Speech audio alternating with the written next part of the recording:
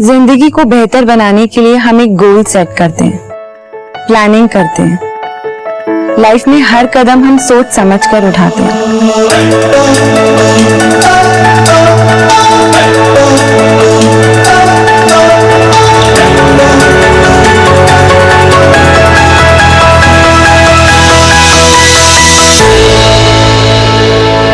लेकिन कभी कभी वक्त और हालात की गर्दिश दिशा बदल देती है और हमारी पैदा किए हुए प्रॉब्लम्स हमारी रुकावटें बन जाती हैं। तब जिंदगी हमको एक सीख दे जाती है कि खुशी में आपके साथ पूरा जमाना होता है,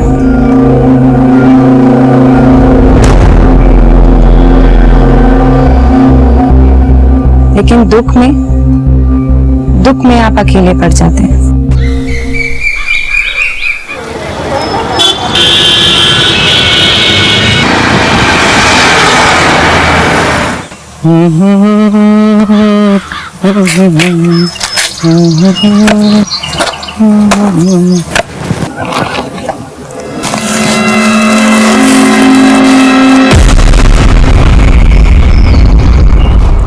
सोनम मिश्रा, हाँ जी। चलिए आपका नंबर आ गया। अब हमें थोड़ा सा और टाइम लगेगा, आप तब तक चाहे तो किसी और को ले जाइए। ठीक है।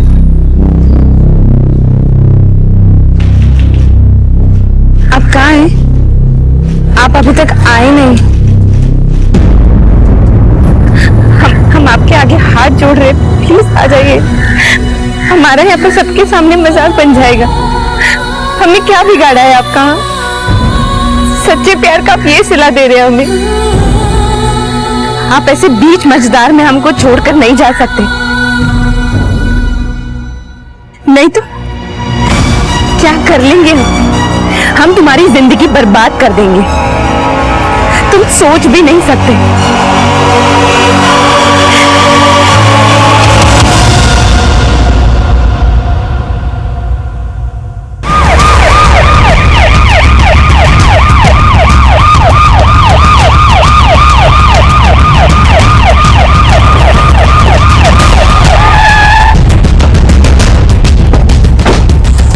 सर, हाँ, इधर।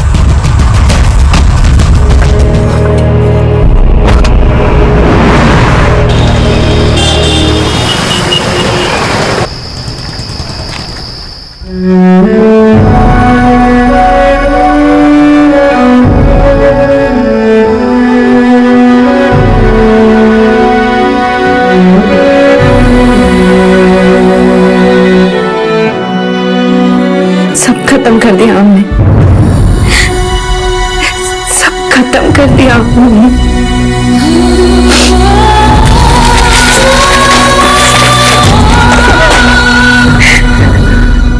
हम तुम्हारी जिंदगी बर्बाद कर देंगे, तुम सोच भी नहीं सकते।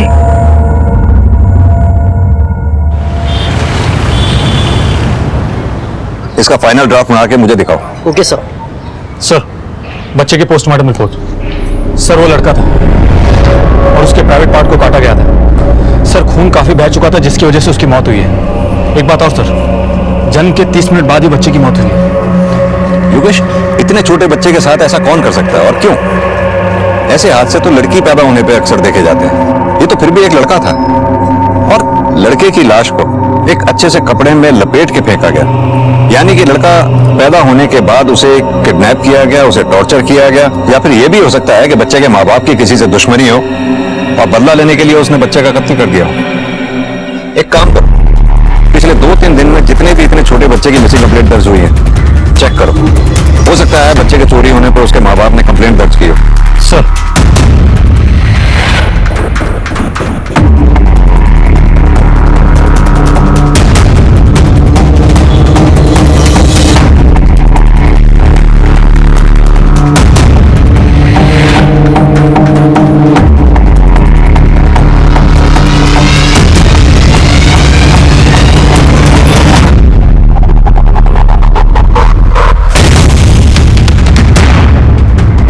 आसपास के सभी पुलिस स्टेशन के रिकॉर्ड्स चेक किए, पर इतने छोटे बच्चे की तो कोई मिसिंग कंप्लेंट नहीं आई।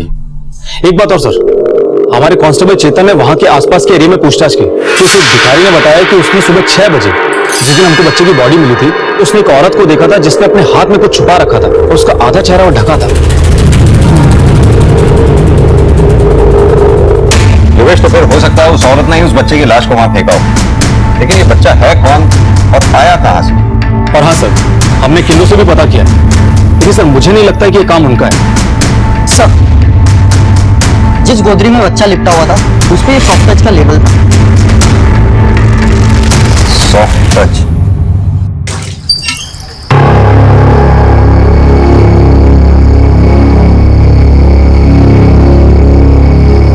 क्या हुआ दीदी? सब ठीक है?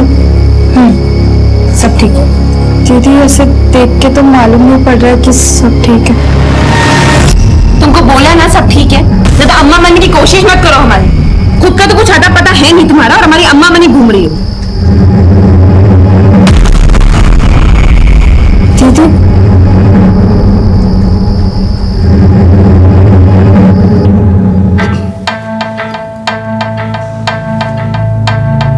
हाँ सर, ये हमारी दुकान का है। कुछ ध्यान है ये आपसे किसने खरीदा था? ये ऑनलाइन ऑर्डर से डिलीवर किया था सर। ये रहे पिछले 2 महीनों में हमने 15 लोगों हमने ये माल बेचा है। इन 15 लोगों के एड्रेसेस देख लिए। Okay sir.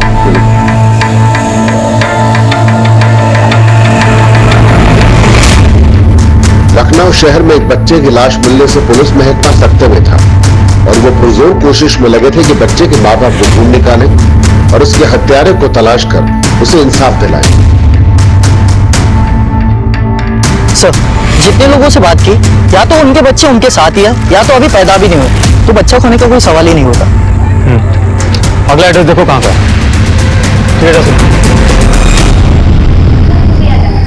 ठीक है।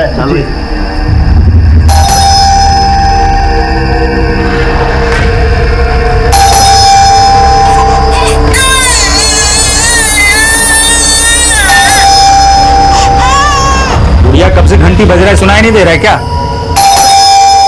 जाओ दरवाजा खोलो। सही में तंग आ गए तुम्हारे इस बर्ताव से। दुकान भी संभाले, बच्चा भी संभाले।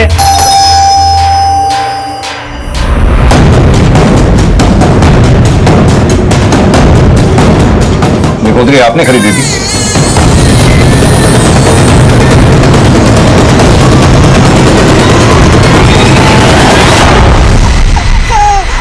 नहीं सर, ये गोदरी हमने नहीं खरीदी थी। लेकिन आपके दुकानदार का कहना है ये गोदरी आपने ही खरीदी।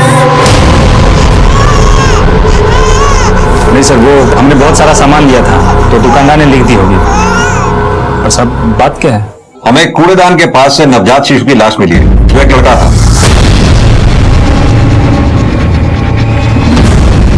उसके प्राइवेट पार्ट्स कटे हुए।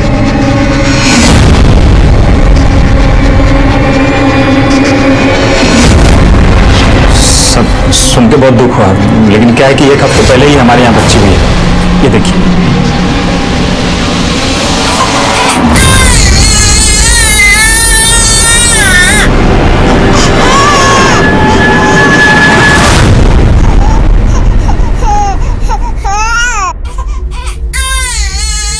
सर, वो गुड़िया को बच्चा जनने का डिप्रेशन हुआ है। वो क्या कहते हैं ना, पोस्टमार्टम। डॉक्टर ने बोला कि धीरे धीरे ठीक हो जाएगी। अजीब बीमारी है सर, माँ बच्चे को नहीं देख रही। हमें उस गायनेकोलॉजिस्ट का नंबर और एड्रेस दीजिए। बस फॉलो कर पाए। जी।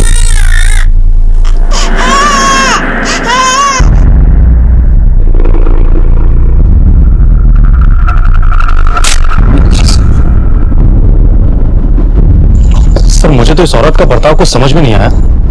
योगेश, बच्चा भी 1-1.5 हफ्ते का नहीं बल्कि 1-1.5 महीने का लग रहा था और माँ को तो जैसे बच्चे की कोई फिक्र ही नहीं था।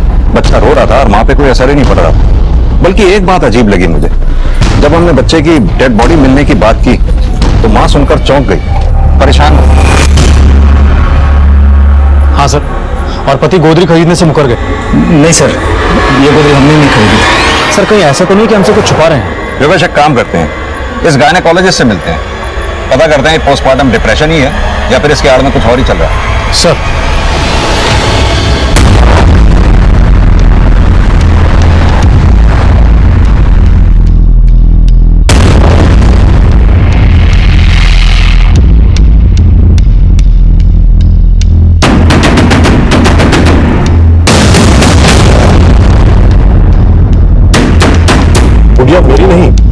तो रीमा की पेशेंट थी। Yes, she was my patient. वो अक्सर चेकअप के लिए मेरे पास ही आती थी, बट सडनली 1 महीने से कुछ आना बंद कर दिया, और उसके बाद क्या हुआ हमें नहीं पता। यानी गुड़िया की डिलीवरी आपके क्लिनिक में नहीं हुई? नहीं। अच्छा, एक बात बताइए, उस दौरान जब गुड़िया आपके यहाँ चेकअप के लिए आया करती थी तो उसका बिहेवियर दूसरी प्रेग्नेंट लेडीज जैसा ही था या कुछ डिफरेंट था? वो भी औरों की तरह अपने बच्चे को लेकर काफी एक्साइटेड थी, काफी खुश थी।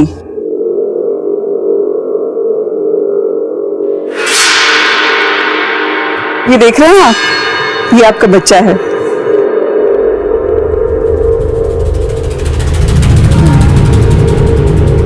लेकिन इंस्पेक्टर, आप उन्हीं लोगों के बारे में क्यों इंस्पेक्शन कर रहे हैं? उन लोगों के बारे में नहीं, हम एक न्यूली बॉर्न बेबी के मर्डर केस की इंक्वायरी कर रहे हैं। एक बात बताइए, क्या कोई पेशेंट्स ऐसे हैं जिनके 4-5 दिन पहले ही डिलीवरी हुई हो? सर, यहाँ हर रोज 1 या 2 डिलीवरी होती है। अरे कहाँ है भाई? आ जाओ आ जाओ आ जाओ, लो केक आ गया, लो। वाह पापा, केक बहुत अच्छा है। मैं दीदी को बुलाती हूँ। जल्दी जल्दी जल्दी ले। दीदी, दीदी निकलो जल्दी, केक कट करना है।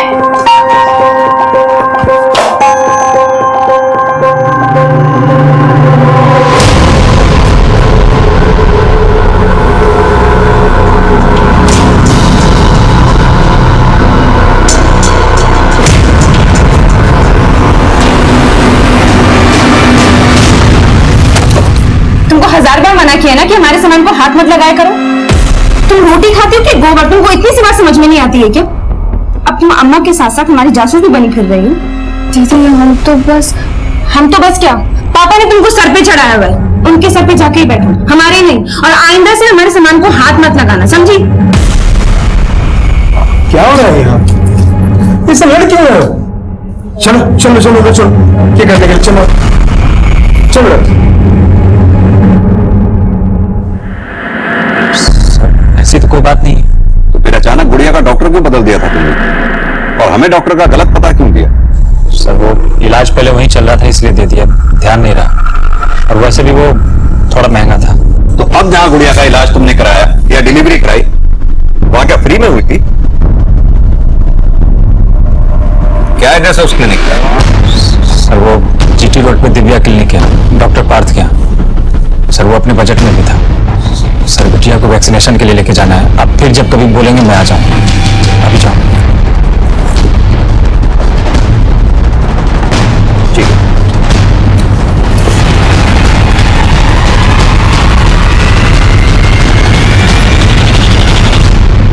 सर भिखारी ने जिस औरत को देखा था उसके बारे में कोई इन्फॉर्मेशन नहीं मिली अभी तक, और पीयूष और गुड़िया के बारे में भी अभी तक कोई इन्फॉर्मेशन नहीं मिली है। योगेश, उस औरत के बारे में तहकीकात करते रहो।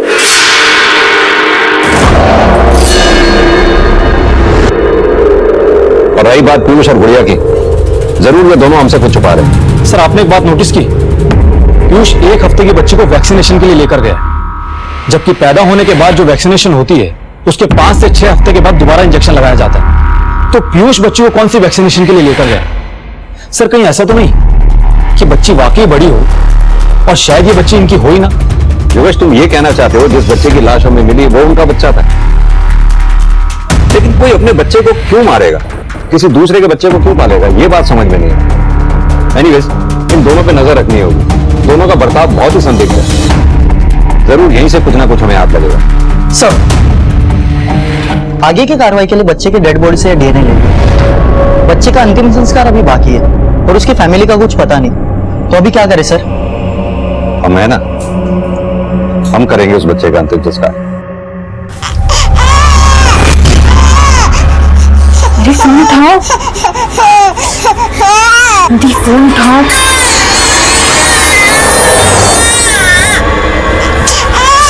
गुड़िया, अरे बच्ची रो रही है, तुमको दिख नहीं रहा क्या?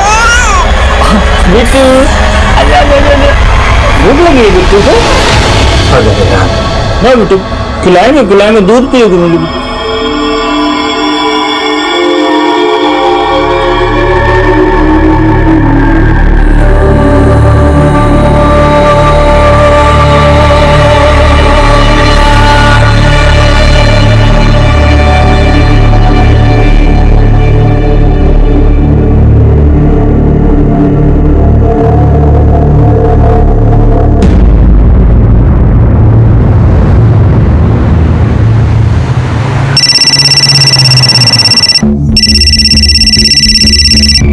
हेलो, ठीक है हम पहुंच रहे हैं। गाड़ी आवास रोड की तरफ हो, जल्दी।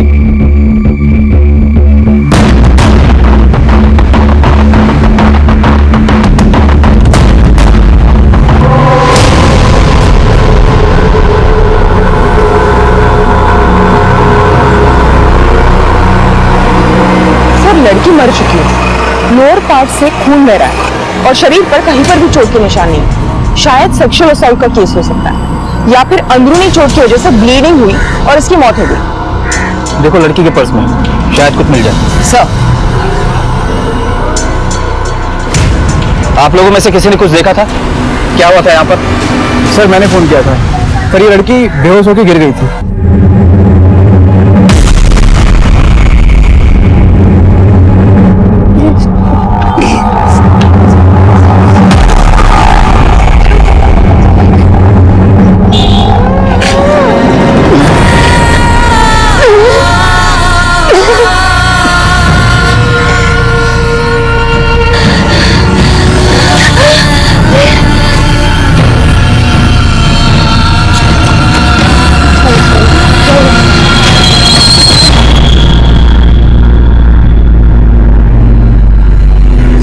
हवाइयाँ उड़ी थी चेहरे की और बहुत परेशान लग रही थी हमको। और सब जो खून निकलना शुरू हुआ वो बंद ही नहीं हुआ सर, लड़की के पर्स से ये फोन और ये आईडी प्रूफ मिला है, जिसके हिसाब से वो गोविंदगंज की है। जब हमें फोन आया तब लड़की बेहोश हो गई। हमें 10 मिनट लगे यहाँ पर पहुंचने में। ऐसा क्या हुआ होगा कि 10 मिनट में उसकी मौत हो गई? एक काम करो, बॉडी को पोस्टमार्टम के लिए भेजो और इसकी फैमिली को इन्फॉर्म कर दो। सर, अब तक किसी मानसिक परेशानी से जूझ रही सोनम की अचानक सड़क पर मौत हो गई थी। क्या कारण था उसकी मौत का? उसके जीवन में चलने वाली परेशानियों का अंत इतना भयानक कैसे हो गया? दूसरी तरफ नवजात बच्चे की मौत के सुराग में उलझी पुलिस एक के बाद एक कड़ियां जोड़ने में लगी थी। हाँ सर, गुड़िया की डिलीवरी यहीं हुई थी और ये उसकी बेटी का बर्थ रिकॉर्ड है। और सर कॉमन रीजन ये है कि जो लोग बड़े क्लिनिक या नर्सिंग होम अफोर्ड नहीं कर पाते हैं वो हमारे यहाँ आ जाते हैं। और सर 20 अप्रैल को बस इन्हीं की डिलीवरी हुई थी।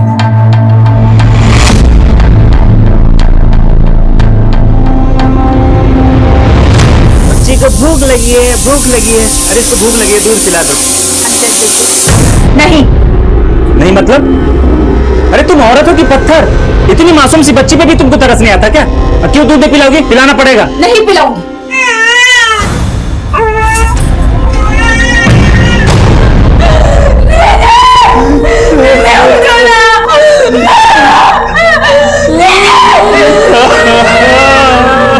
ट्वेंटी में ग्रेजुएशन, 23 में MBA और 24 में एक मल्टीनेशनल कंपनी में नौकरी। दीदी बड़ा गई हो क्या? ये क्या बड़ा रही हो? बड़ा नहीं रहे, हम अपने बकेट लिस्ट बना रहे हैं। बकेट लिस्ट वो क्या होता है? बकेट लिस्ट यानी कि हमने अपने पूरे फ्यूचर का गोल सेट किया कि हमें लाइफ में कब क्या करना है। जब तुम अपनी लाइफ का गोल सेट करोगी तभी तो वहां तक पहुंचोगी, वरना ऐसे ही फकीर की तरह एक ही लकीर को पीटती रहोगी। समझी? पापा हमारे लिए कितना कुछ किए ना, हमारी पढ़ाई पर कितना सेक्रीफाइस किए ना। अब हमारा टाइम है कि हम उनके लिए कुछ करें, उनको मायूस नहीं करें। वाह दीदी, तुम तो सब सोच के बैठी हो। गलतियों की तो कोई गुंजाइश ही नहीं है। सही है।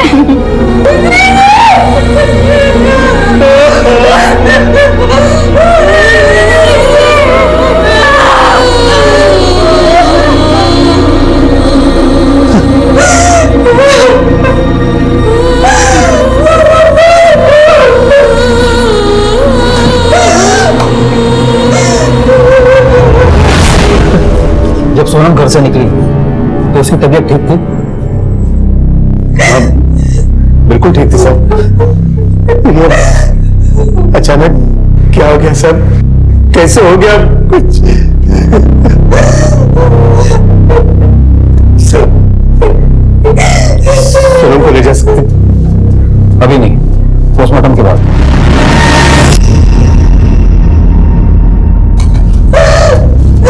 पोस्टमार्टम क्यों साहब? मरने के बाद उसकी मिट्टी क्यों खराब कर रहे हैं सर? देखिए साहब, हमको पोस्टमार्टम नहीं कराना है। आप हमें सोनम दे दीजिए, हम उसे ले जाते हैं, उसका अंतिम संस्कार करना है। मरने के बाद मेरी बच्ची के और टुकड़े मत कीजिए सर। देखिए, आपकी बेटी की जिस संदिग्ध अवस्था में मौत हुई, पोस्टमार्टम करना पड़ेगा।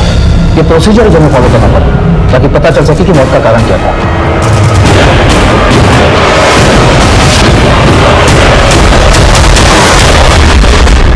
सर, ये रही सोनम की पोस्टमार्टम रिपोर्ट, जिसके हिसाब से वो प्रेग्नेंट थी। इमेच्योर तरीके से अबॉर्शन करने की कोशिश की गई, जिसकी वजह से उसकी यूटेरस में कई कट लगे और इंटरनल ब्लीडिंग शुरू हुआ और वो बेहोश हो गई। उसके बाद कार्डियक अरेस्ट की वजह से उसकी मौत हो गई। इससे तो यही लगता है कि किसी ने जबरदस्ती पकड़कर उसका अबॉर्शन कर दिया और इस जबरदस्ती के निशान उसके हाथ पर भी नहीं। मुझे तो लगता है कि किसी नौसिखिए ने अबॉर्शन किया होगा घर पर। हो सकता है सर।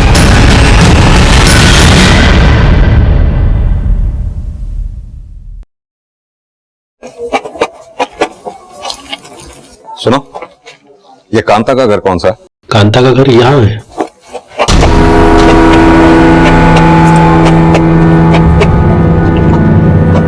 कांता, साहब। क्या तुम ही पीयूष और गुड़िया के घर में काम करती हो? हाँ साहब। हमें कुछ जानना था तुमसे कि पीयूष और गुड़िया के घर में बच्ची के जन्म से पहले या बच्ची के जन्म के बाद उन दोनों में कुछ बदलाव आया क्या? हाँ साहब, जब तक बिटिया नहीं हुई थी तब तक मेम साहब और साहब बहुत प्यार से रहते थे, लेकिन जब से बिटिया हुई है मेम साहब को तो मानो कोई कीड़ा काट गया है। हमेशा साहब से लड़ते रहती है और बिटिया के साथ तो ऐसा बर्ताव करती है कि पूछे मत। हमको तो साहब आज तक समझ में नहीं आया कि कोई माँ अपनी ही औलाद से ऐसा बर्ताव कैसे कर सकती है। क्या किसी अनजान आदमी या अनजान औरत को कभी पीयूष और गुड़िया के घर में आते जाते देखा तुमने?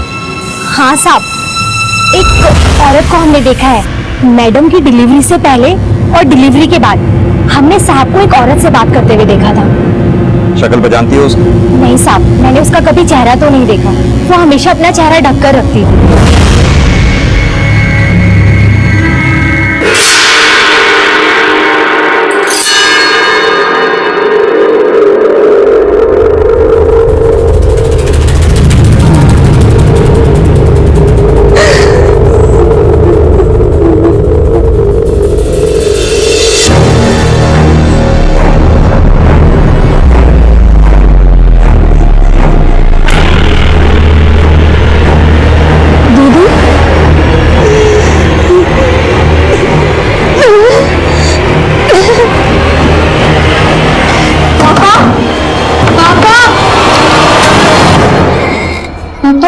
क्या हुआ है दीदी को?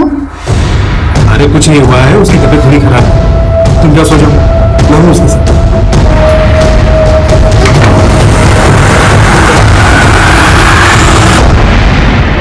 अनीता,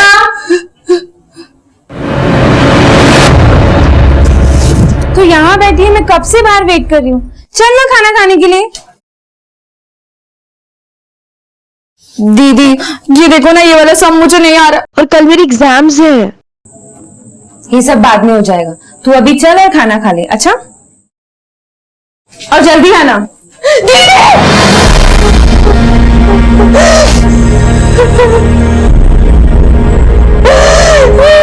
क्यों चली गई मुझे छोड़ के?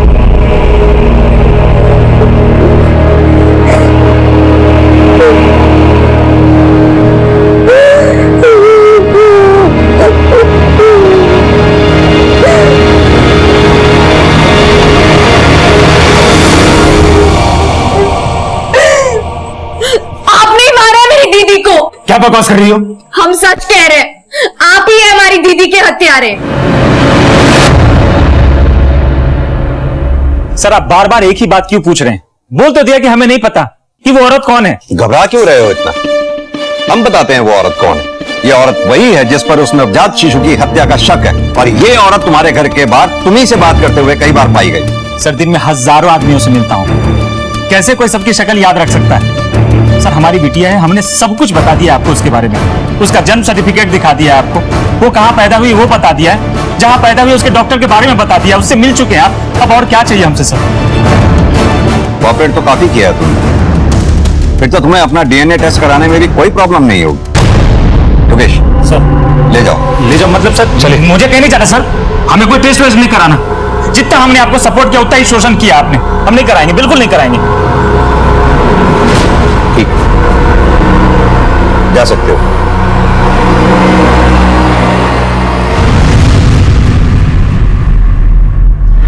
बच्चा बिल्कुल हेल्दी है। डॉक्टर, लड़का है ना? अरे मैं ये नहीं बता सकती लड़का है कि लड़की, बताना जुर्म है। प्लीज तुम दोबारा ये सवाल मत पूछना, वरना हम दोनों को जेल जाना पड़ेगा।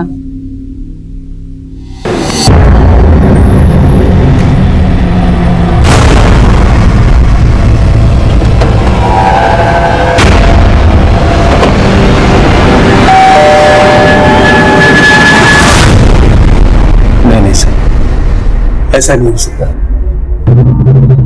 हमारी सोनम बिटिया तो बहुत गुणी थी, जरूर कहीं कोई गलती हुई है। गलती की गुंजाइश ही नहीं है।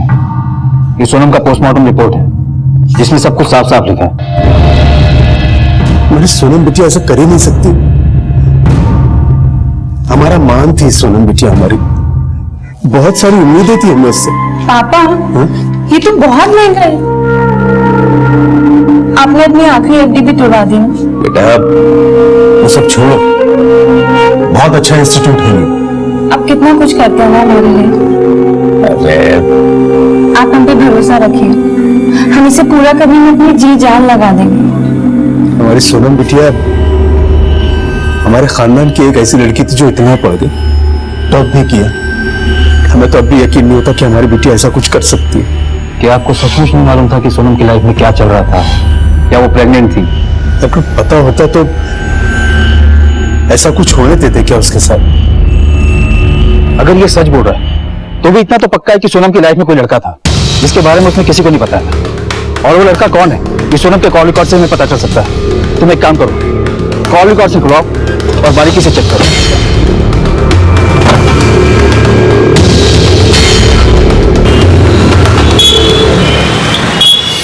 सर ये जो सोनम के कॉल रिकॉर्ड्स हैं, इसमें किसी रजत नाम के आदमी का नंबर मिला है। करीब 2 महीने पहले से दोनों रेगुलर टच में हैं और देर रात तक दोनों के बीच लंबी बातें और मैसेजेस हुए हैं। पता किया कौन है ये रजत? यस सर, रजत उसका कोचिंग टीचर था, उसके घर जाकर उसे ट्यूशन देता था। सर काफी इंटेलिजेंट आदमी है और शादीशुदा भी। मतलब सोनम की कहानी में नेगेटिव किरदार है। अमृता, उठाते हैं इसे। सर मैं सच कह रहा हूं सर, मैं किसी को बेवकूफ नहीं बना रहा। सोनम मेरी स्टूडेंट थी, दैट्स इट, इससे ज्यादा और कुछ भी नहीं था सर। और तू अपने सारे स्टूडेंट से रात रात भर फोन पर बातें करता है, मैसेजेस करता है। देख सीधे तरीके से बता दे, वरना ऐसा ट्यूशन देंगे कि कभी किसी पढ़ाई की जरूरत नहीं पड़ेगी तुझे। नहीं सर, वो एक्चुअली सोनम का और मेरा अफेयर था सर।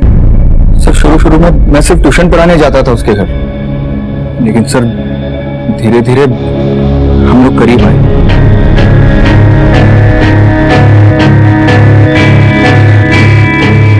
हम दोनों एक दूसरे को पसंद करने लगे थे, हम घर से बाहर भी मिलने लगे थे और सर कुछ समय बाद ही हम बहुत करीब आ चुके थे।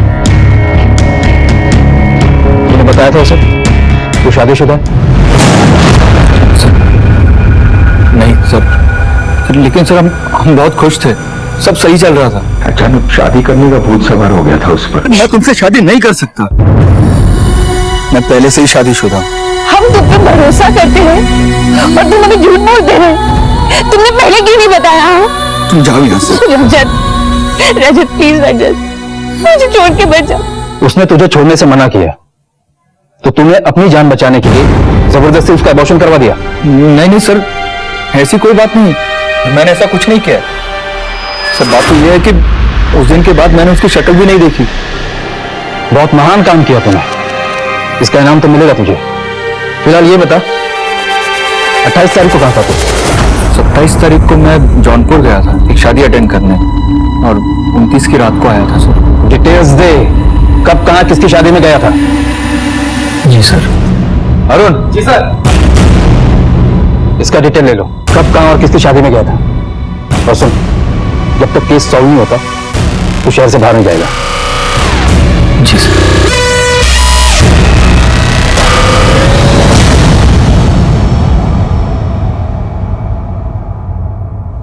सर, सोनम के अबॉर्शन का सबसे स्ट्रॉन्ग मोटिव इसी के पास है, क्योंकि अगर उसकी प्रेगनेंसी की बात बाहर आती तो सबसे ज्यादा नुकसान इसी का होता।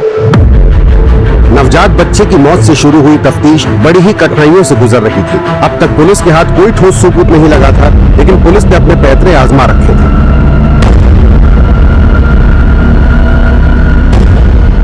ये लो पैसे। ये लो। क्या कर रही हो? तुमसे जो काम का था बस उसे कर दो। ओह, तो इसलिए तुमने मुझे यहाँ पर बुलाया? तुम समझ नहीं रही हो, अगर इस बार लड़की हुई तो मेरे ससुराल वाले मुझे घर से बाहर निकाल देंगे।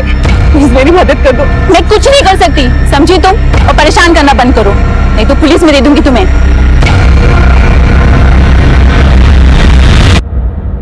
सर, रजत का बयान हमने क्रॉस चेक किया, वो सच बोल रहा है। 27 से 29 तक वो शहर में नहीं था। अगर वो नहीं तो फिर कौन हो सकता है? सर, सोनम की जिंदगी में बहुत ज्यादा लोग नहीं थे, कुल मिलाकर 3-4 लोग। रजत, सोनम का बाप श्रीकांत और उसकी बहन अनीता। और पिता श्रीकांत को अपनी बेटी सोनम पर बहुत गुमान था, बहुत उम्मीदें थी। और इतनी काबिल बेटी के बारे में अगर किसी पिता को यह पता चले कि वो इनडायरेक्ट प्रेग्नेंट है, तो जाहिर है गुस्सा भी बहुत आया होगा। नम्रता, हम सोनम की बहन अनीता से बात करते हैं। Right sir.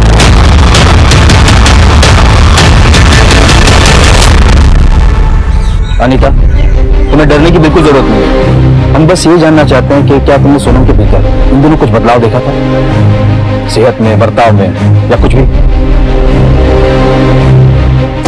ये यहाँ पर तुमसे प्यार कर रहा है और साथ साथ इसका अफेयर किसी और के साथ भी चल रहा है। क्या बकवास कर रही हो? कौन हो तुम?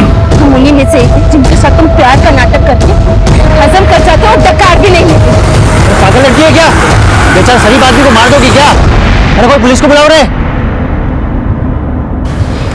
देखो, जो है बता दो, डरने की बिल्कुल जरूरत नहीं। तुमको बोला ना सब ठीक है, ज्यादा अम्मा बनने की कोशिश मत करो हमारी।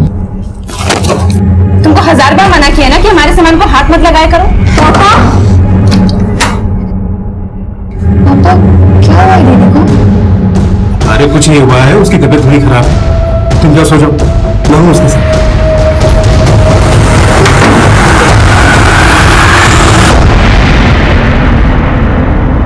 पापा और दीदी के बीच में कुछ चल रहा था। पापा ने मुझे कमरे में नहीं आने दिया। क्या पापा जानते थे दीदी प्रेग्नेंट थी?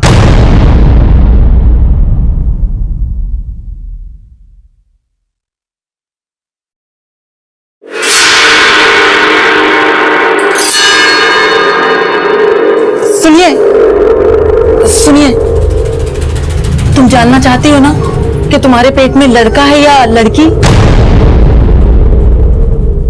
अगर अब भी झूठ बोला तो हड्डियां तोड़ देंगे। हम जान गए सच क्या है। अनीता ने बताया, तुम जानते थे सोनम प्रेग्नेंट थी।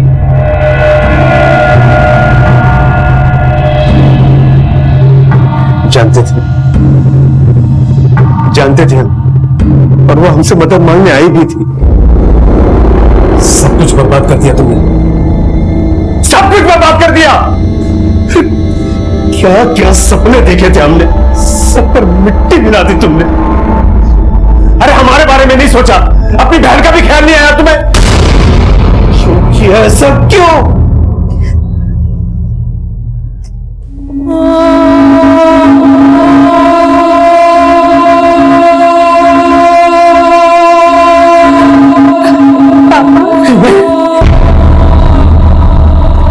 हम तुम्हारी कोई मदद नहीं करेंगे, ये तुम्हारा पाप है, तुम्हें ढोना पड़ेगा ये सब। अगर इसे रखने का सोचोगी ना तो हमारा मरा हुआ मुंह देखोगी।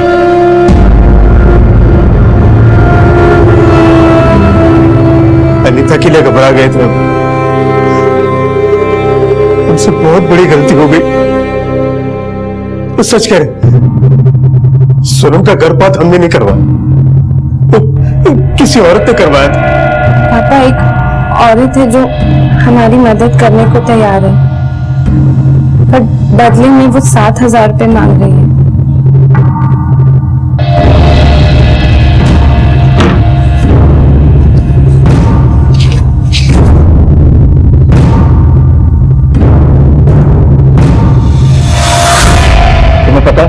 कौन थी वो औरत? नहीं। अनीता ने बताया कि सोनम की मौत के एक रात पहले तुम्हारे कमरे से सोनम के कराने की आवाजें आ रही थी और तुमने अनीता को अंदर आने नहीं दिया। क्यों? सोनम दिन में उस औरत के साथ अबॉर्शन के लिए गई हुई थी। काफी देर रात को लौटी, आते ही अपने कमरे में चली गई और आधी रात को शायद उसके पेट में दर्द हुआ और वो मुझसे मदद मांगने के लिए आई थी। पापा, पापा,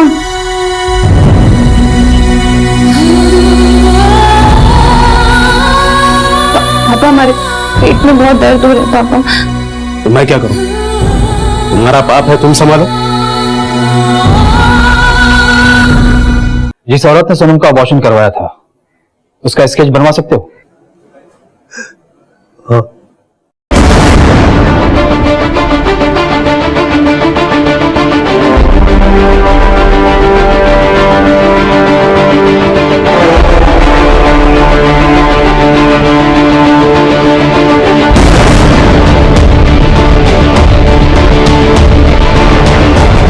नम्रता, इस स्केच को सारे थाने में सर्कुलेट करवाओ। इस औरत का हमारे हाथ में आना बहुत जरूरी है।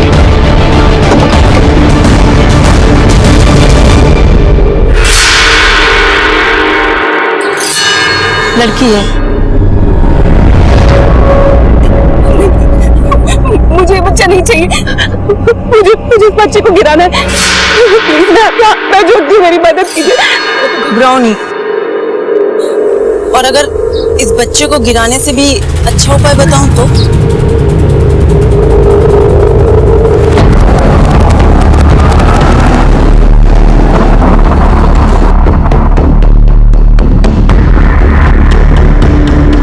तुम्हें कुछ नहीं करना है।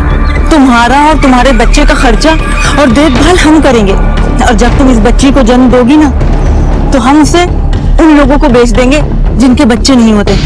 तुम्हें इस बच्ची का 60,000 मिलेगा। हाँ, अगर लड़का होता तो 75 मिल जाते। पर ये तो गलत है, ये तो जुर्म है। और अगर मैंने इस बच्ची को रख भी लिया और तुम बीच में मुझे छोड़ के चली गई तो? तुम्हें यकीन दिलाने के लिए ही तो यहाँ लाई हैं। आओ, तुम्हें कुछ दिखाती हैं।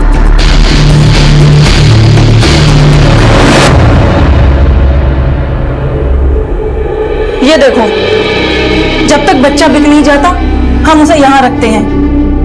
अब तो यकीन हुआ? और फिर तुम्हारे एक बच्चे के लिए मैं ये सारा बिजनेस छोड़कर तो नहीं भागूंगी ना।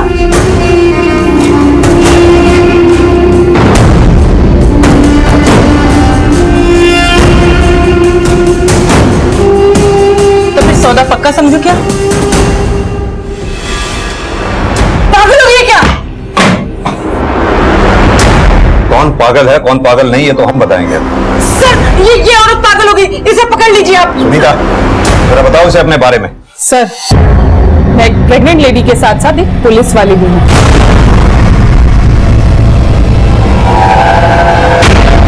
पुलिस ने जिस नवजात बच्चे के मरने की बात कही है, मुझे पूरा यकीन है कि वो मेरा ही बेटा है। ये मेरा बच्चा नहीं है, ये बेटी है और मुझे बेटा हुआ था। पीएसआई सुनीता के साहस से एक बड़े रैकेट का पर्दाफाश हुआ था। अब पुलिस को कई मामले सुलझाने की चाबी मिल गई थी। अब शराफत से अपना मुंह खोल दो। साहब, मेरा काम तो सिर्फ बच्चों को खरीद कर बेचने का था। किसे बेचती थी? जोधपुर में क्लिनिक है, वहां पर ऐसे बहुत से जोड़े आते थे जिनका इलाज के बाद भी बच्चा नहीं होता था। वहां की रिसेप्शनिस्ट मेरी सहेली है, वो मुझे उनके नंबर देती थी और मैं उन्हें फोन करके बच्चा खरीदने का ऑफर देती थी। एक औरत होकर बच्चों की खरीद फरोख्त करते तुम्हें शर्म नहीं आई? सर अलीगंज थाने से फोटो सर्कुलेट हुआ है। सर, वो लोग इस औरत को एक लड़की सोनम के गलत अबॉर्शन के कारण ही मौत के लिए ढूंढ रहे हैं। तुम्हारे कारनामों की फेहरिस्त तो काफी लंबी है। अब शराफत से बता दो कि तुम्हारे इन कारनामों का सरगना कौन है? सर सब मत मारिए सर। मैं बताता हूँ सर, सब बताता हूँ। सोनम का अबॉर्शन मैंने ही किया था सर।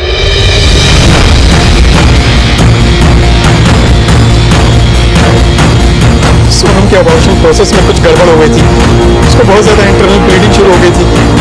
मैंने उसे कुछ पेन किलर्स और खून रोकने के लिए ब्लड कोगुलेंट्स लेकर घर भेज दिया था। सब पता नहीं। ऐसा गड़बड़ नहीं किया, किसी के जान के साथ खेलना कहते हैं। उन्हें अगर उसे घर ना भेजकर किसी हॉस्पिटल में एडमिट किया होता तो आज वो जिंदा होती। मेरी गलती की वजह से बीच सड़क में दम तोड़ दिया उसने। तूने फिर गुड़िया के बच्चे को क्यों मारा? सर वो मैंने गलती से गुड़िया की सोनोग्राफी रिपोर्ट में लड़के को लड़की पढ़ दिया था। सेक्स डिटर्मिनेशन एक क्राइम है, इतना तो तुझे पता ही होगा, फिर क्यों किया तुमने? तो गुड़िया के पति पीयूष के कहने पे लड़का चाहिए था हमें, इसलिए करवाया था। और जब हमें पता चला कि हमें लड़की होने वाली है तो हमने डॉक्टर पार्थ की वो बच्चा बेचने वाली डील मान ली। डिलीवरी दिन पता चला कि पीयूष हमें बेटी नहीं, हमें बेटा हुआ है। नर्स ने मुझे बताया और मैंने खुद उसकी आवाज भी सुनी है। क्या लड़का हुआ है? हाँ। बात तब खराब हुई जब पीयूष को बेटा हुआ, क्योंकि मैं बाहर से पहले ही लड़की देने की डील कर चुका था और एडवांस पैसे भी ले चुका था। इसलिए मैंने बच्चे का सेक्स चेंज करने के लिए सर्जरी कर दी, लेकिन ऑपरेशन फेल हो गया और बच्चे की मौत हो गई। सर मैंने सोचा था कि प्राइवेट पार्ट काट दूंगा तो बाहर को पता नहीं चलेगा कि लड़का है या लड़की, और पेमेंट भी पूरी हो जाएगी। सर उसके बाद हम डॉक्टर पार्थ से मिलने पहुंचे। ये क्या किया? ये क्या किया हमारे बेटे के साथ? साले छोड़ूंगा नहीं मैं तुम्हें। कुछ मुझसे गलती हो गई है। देखो मैं पहले तुम्हें 60,000 रुपए देने वाला था, अब मैं तुम्हें 1 लाख रुपए दूंगा और तुम इस मामले को रफा दफा कर दो। रफा दफा तो तुमको करूंगा मैं, अभी पुलिस को फोन करता हूँ, सबको ना हवालात भिजवाता हूँ अभी, और खुद को भी। हम जाएंगे तो तुम भी अंदर जाओगे, ये मत भूलो कि तुमने अपनी होने वाली बेटी का सौदा किया हमारे साथ, और ये तो जानते ही होगे कि ये भी इलीगल है। लेकिन गुड़िया ने कभी उस बच्ची को अपनाया ही नहीं, पता नहीं उसे कैसे पता चल गया था। तुझे पता है भगवान के बाद अगर किसी को पूछते हैं तो वो डॉक्टर है, लेकिन तू डॉक्टर नहीं, राक्षस से भी बदतर है। तुम जैसे लालची लोगों ने ही डॉक्टरी जैसे नोबल प्रोफेशन को बदनाम कर रखा है।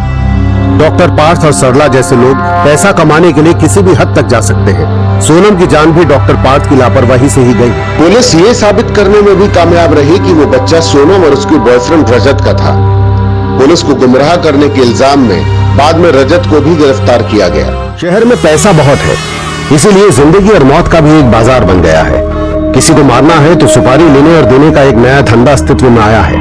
अंडरवर्ल्ड से शुरू हुआ ये सुपारी का खेल अब आम हो गया है। पैसा फेंको और किसी की भी जान ले लो, ये खेल बन गया है शहरों का, और इस खेल का एक और शख्स शिकार बनने वाला था।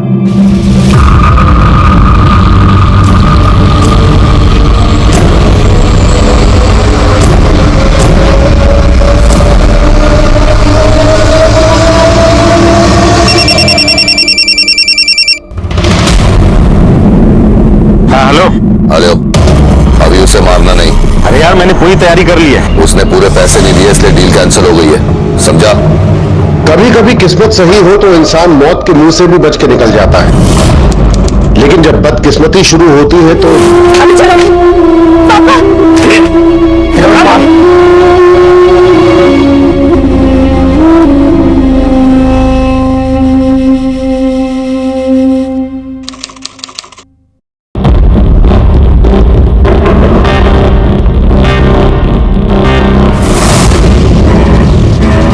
भाई साहब क्या बदतमीजी से? बहुत चर्बी चढ़ी तुझे। बदकिस्मती जब किसी का दामन थाम लेती है तो उसका सामना हर पल एक नई मुसीबत से होता है।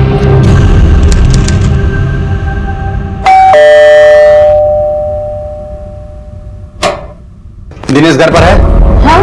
दिनेश, लेकिन आप लोग क्या किया दिनेश, इसने? हाँ? दिनेश चल, तेरे नाम से कंप्लेन है। अरे दिनेश, अरे कहाँ लेके जा रहे हो? अरे मेरे बेटे को कहाँ लेके जा रहे हो? अरे पर किया क्या इसने, ये तो बोलो।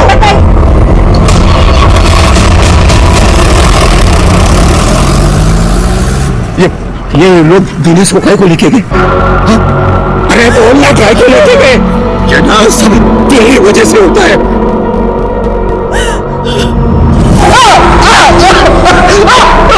कई बार हालात इस कदर परेशान करने वाले हो जाते हैं जिनके बारे में इंसान ने कभी सोचा भी नहीं होता। ऐसे में बेबस लाचार इंसान के पास रोने के अलावा कुछ नहीं रहता।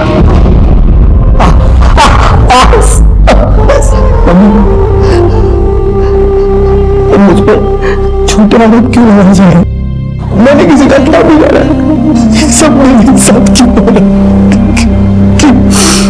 सुना था काली रात के बाद सुबह आती है, और हमारी काली रात तो खत्म होने का नाम ही नहीं ले रही। दिनेश को ये लगने लगा था कि उसकी बदकिस्मती शायद उसका साथ नहीं छोड़ने वाली, और ये सच भी था।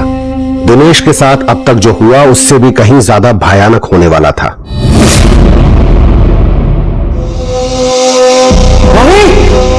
मम्मी आपने मेरा फोन देखा है? सूत है गए दिनेश। अरे यही रखा होगा, देखो तो सही से। अरे नहीं मिल रहा है ना, मैंने आपको कितनी बार कहा मेरी चीजों को हाथ मत लगाया कीजिए।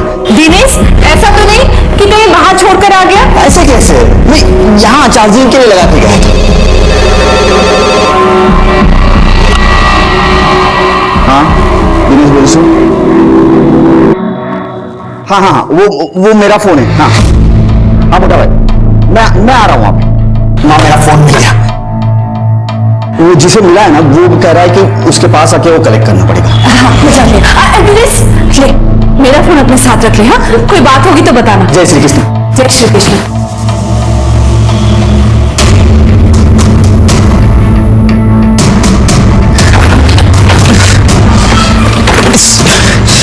बाइक को क्या हुआ है?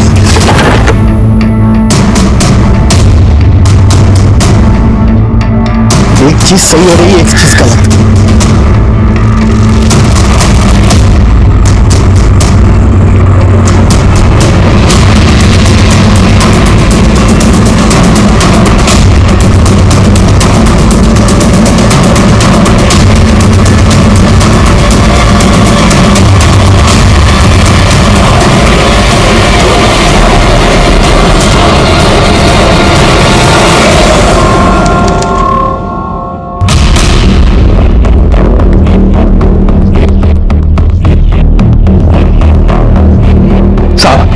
मेरा बेटा कल से घर वापस नहीं आया है। उस सारी 11 के घर से गया था, उसका फोन खो गया था ना, वो लेने के लिए गया था। आपने आपके जान पहचान वाले रिश्तेदार उसके दोस्तों के पास पूछताछ की? हाँ सबसे पूछताछ की। वो उनके साथ नहीं है। कुछ करो साहब, इससे पहले कि मेरे बेटे के साथ कुछ हो जाए। ये बात आप इतने यकीन के साथ कैसे कह रहे हैं? आपका बेटा गायब हुआ है साहब। नहीं ना, ऊपर से उसका फोन भी नहीं लग रहा है। अभी थोड़ी टेंशन तो होगी, कुछ करो साहब जल्दी से। ठीक है, आप आपके बेटे की फोटो और बाकी सारी डिटेल्स मुझे दे दीजिए, हम उसे ढूंढने की कोशिश करेंगे। ये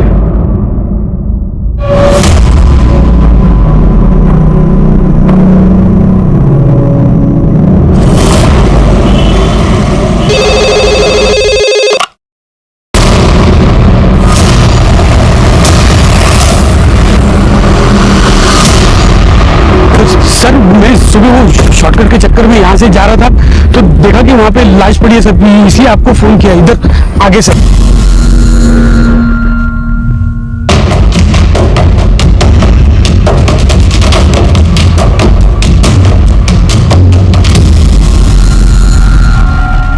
सर ये तो वही है जिसके पिताजी आज सुबह पुलिस स्टेशन में इसकी मिसिंग कंप्लेंट लिखवाने आए थे। उसके गले पे भी काटा गया है, कोई खून भी नहीं फैला हुआ। मतलब उसे कहीं मार करके तो बॉडी को यहाँ लगा डंप किया है। ये देखो पैरों पे लकड़ी का बोरादा लगा हुआ है। मतलब इसे किसी ऐसी जगह मारा गया जहां लकड़ी का काम होता है। अंगूठियां भी निकाल ली गई। जरा पॉकेट चेक करो उसके। सर कुछ भी नहीं है, ना पैसे है ना मोबाइल। लगता है लूटपाट के इरादे से इसे मारा गया है। देखो बेटा, अगर लूटपाट का मामला होता है तो चाहे इसको लूटा वहीं मार के बॉडी छोड़ देते। इसकी बॉडी को यहाँ ला करके डंप करने की मेहनत नहीं करते हम लोग। आसपास देखो कुछ मिलता है क्या?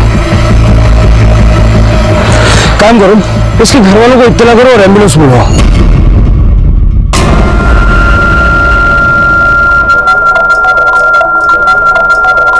ऐसे सर पे हाथ रखकर बैठे रहेंगे कि पुलिस स्टेशन जाकर पता करेंगे कि हुआ क्या है? अरे रेवा देने भाई, ज्यादा प्यार का नाटक दिखाने की जरूरत नहीं है। हाँ ये है ना, ये क्या सगा, इसको प्यार कर। सो बात करे चू। हेलो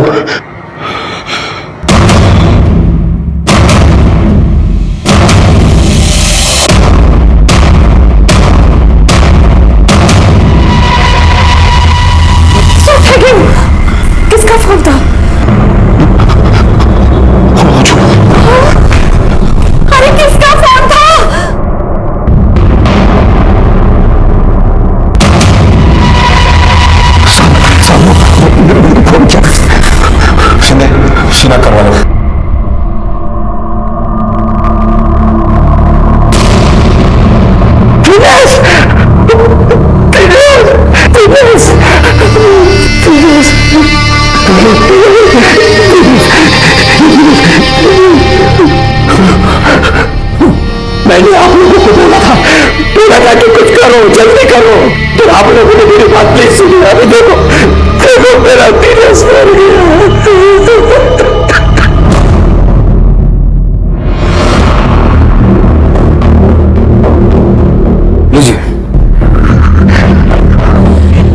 आपकी बातों से ऐसा लग रहा है कि आपको अंदाजा था कि दिनेश की जान खतरे में थी। किससे खतरा था उसे? सूरज साहब, सूरज नहीं मारा मेरे बेटे को। दिनेश को सूरज नहीं मारा है साहब। ये सूरज दिनेश का भाई जरूर है, पर मेरा बेटा नहीं है। मेरा बेटा नहीं है वो। क्या सूरज दिनेश का भाई है लेकिन आपका बेटा नहीं है? मेरी बीवी साहब चरित्रहीन है। ये सूरज किसी और का। कैसे बताऊं साहब, अभी मेरे पास कोई सबूत नहीं है ना इसका। आपके पास सबूत नहीं है, फिर आपको कैसे पता? साहब सारी जिंदगी ना अकाउंटेंसी की, ये घर का हिसाब किताब भी ना मेरे को तभी समझ में आ गया था जब मेरे रिटायरमेंट के 4 महीने के बाद ही ना उसने अपना धंधा खून दिखाना शुरू कर दिया था। तभी मुझे मालूम पड़ गया ये मेरा बेटा ही नहीं। सुजाता, मेरा एटीएम कार्ड किधर है? एटीएम? हाँ, एटीएम कार्ड। पता नहीं मुझे। क्यों चाहिए? वो मेरी पेंशन आई होगी ना अकाउंट में, तो अच्छा थोड़ा पैसा चाहिए मेरे को। नहीं मिलेंगे, पैसे भी नहीं मिलेंगे। सब मिल रहा है ना, खाना पीना सब दे रही है नहीं। क्यों चाहिए? खाना पीना मिल रहा है मतलब, तो और क्या चाहिए? अरे मैं क्या घर का कुत्ता हूँ क्या? मैं घर का सारी जिंदगी मेहनत की पैसा कमाया, अभी रिटायर हो गया तो इसका मतलब ये नहीं। तू बोल सूझा, पीछे का हाथ नहीं मिलेगा। अरे मैं तभी समझ गया ये मेरा खून है ही नहीं। लेकिन आप दिनेश के मर्डर का आरोप सूरज के ऊपर ही क्यों लगा रहे हो? क्योंकि वो मेरे बेटे दिनेश से चलता था, बहुत जलता था। क्योंकि मेरा बेटा ना दिनेश मेरी साइड लेता था, इसके लिए।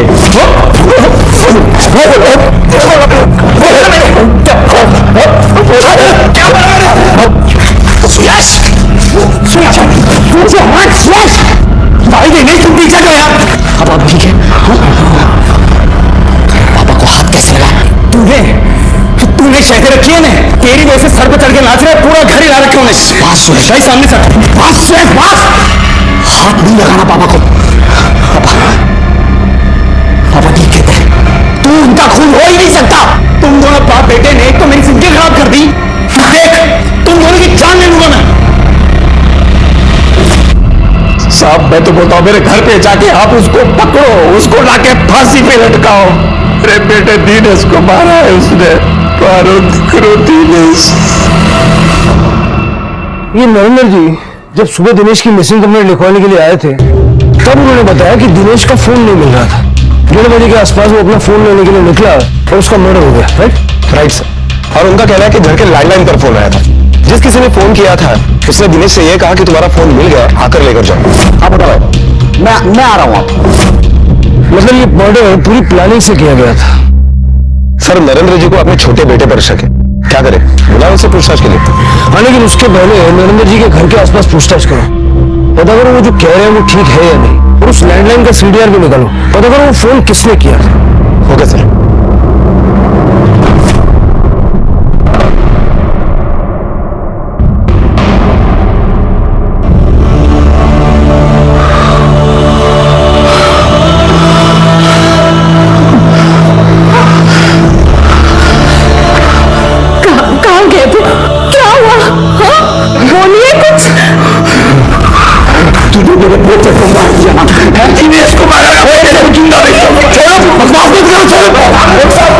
ऐसे कैसे बात कर रहे हैं आप सूरज से? किया क्या है उसने? अरे देख रहे मेरे गंदे खून को, इसलिए मैंने सूरज को मार डाला। पुलिस स्टेशन में मार दिया। कभी कभी सच और झूठ के बीच सिर्फ एक महीन रेखा होती है। दिनेश व्यास के पिता ने अपनी पत्नी और छोटे बेटे पर संगीन आरोप लगाया था।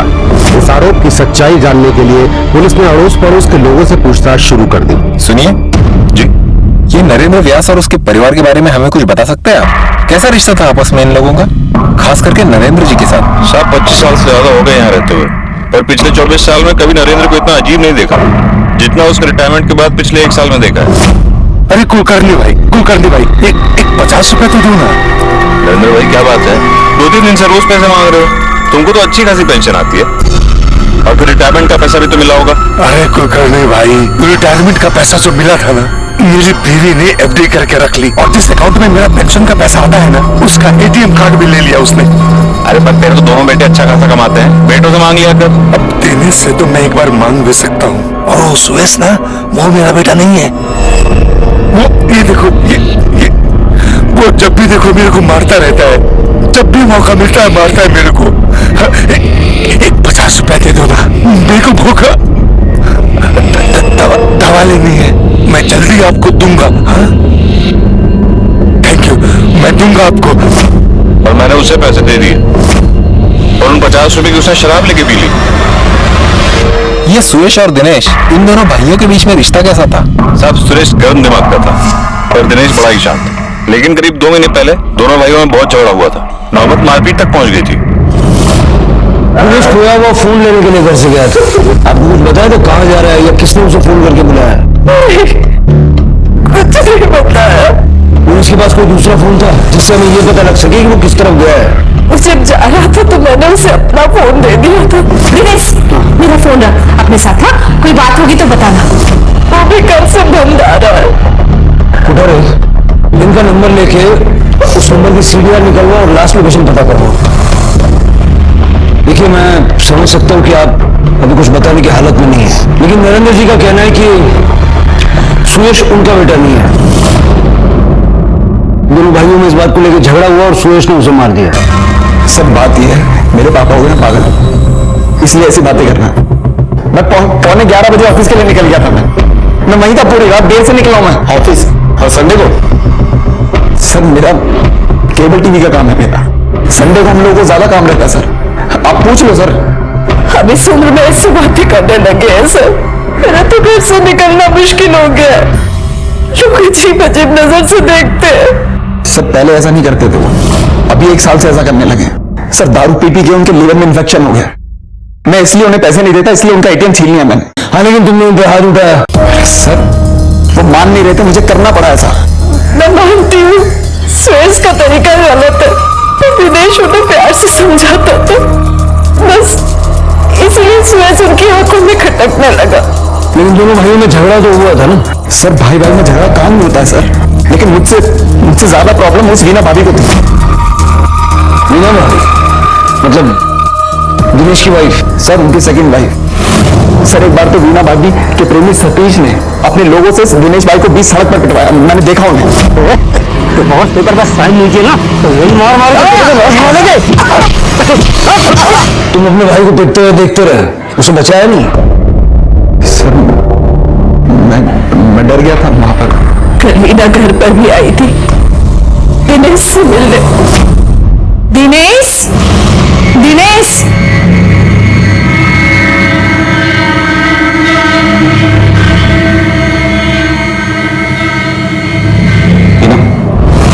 आओ बैठो। एक्चुअली मैं खुद ही तुमसे मिलने आने वाला था, पूछना चाहता था कि अपने पति को मॉलेस्टेशन के झूठे केस में फंसाकर कैसा लग रहा है? दिनेश, मुझे ना तुमसे बहस करने का कोई शौक नहीं है। सुबह सुबह तुम एक अच्छा काम कर लो, ये पेपर्स है, इस पे साइन कर दो। किस बात के पेपर्स है? डिवोर्स के पेपर्स हैं।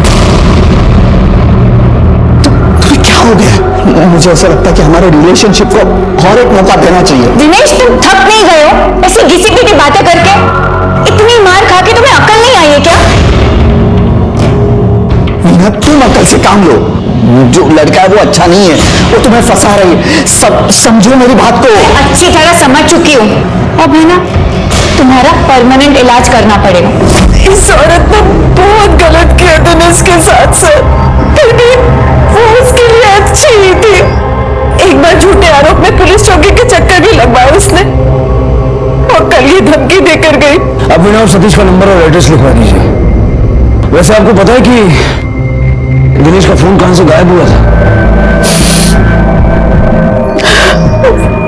कल संडे था सर, वो थोड़ा देर से सो के उठा, थोड़ी देर बाद कहने लगा उसका फोन नहीं मिल रहा। फिर किसी का फोन आया और वो घर से चला गया। मतलब घर से गायब हुआ था? मुझे खबर न थी साहब। दिनेश ने सुबह उठने के बाद कहा कि उसका फोन नहीं मिल रहा, मतलब उसका फोन घर से चोरी हुआ। सर ये काम सुयश आसानी से कर सकता है। दिनेश की दूसरी पत्नी मीना, वो भी तो ये कर सकती है। हाँ कर सकते हैं सर। क्या ये भी हो सकता है कि ये काम किसी और से करवा गया हो? पूरी प्लानिंग के साथ पहले मोबाइल गायब किया, फिर लेने के लिए बुलाया और मार डाला, और फिर बॉडी दूसरी जगह ले जाकर डंप कर दी। जरा मीना और उसकी प्रेमी से बात करते हैं और सुयश का सीडीआर भी निकल रहा। अगर सब काम मुझे ही करना है तो तुम्हें पगार किस बात की दे रहा हूं मैं?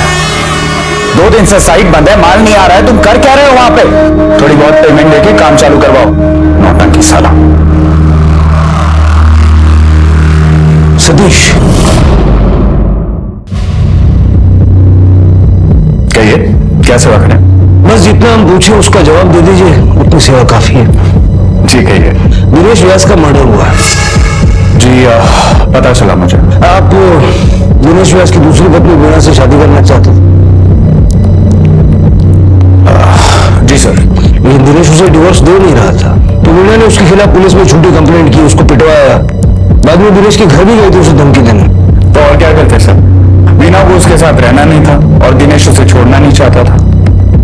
हाँ, लेकिन दिनेश के रहते आपका ये परिवार पूरा नहीं हो पाता, इसलिए हमें लगता है कि आपने दिनेश को मरवा दिया। सर आपको अगर कुछ सबूत मिल जाए तो मुझे बता देना, मैं खुद फांसी चढ़ने आ जाऊंगा। लेकिन अभी फिलहाल मुझे जाना है, साइट पे लेबर का प्रॉब्लम है। चाय पी के जाइएगा सर।